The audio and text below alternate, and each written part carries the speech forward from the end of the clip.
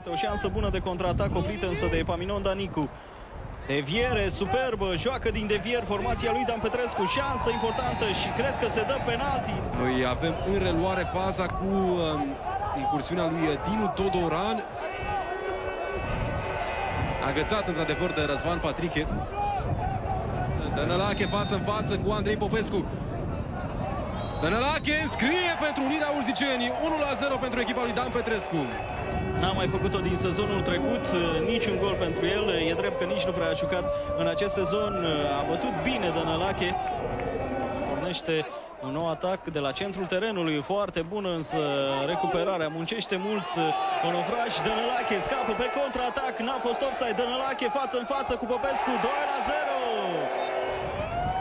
Cât de ușoară a apărut finalizarea lui Dănălache față în față cu Andrei Popescu. A lăsat impresia că era cu poarta goală. Aruncă la fel de repede Nicu, Dănălache în careu, Dănălache, gol! 3-0. Este însă un hat-trick prin care Dănălache își depune serios CV-ul pentru un post de titular la Unirea Urziceni.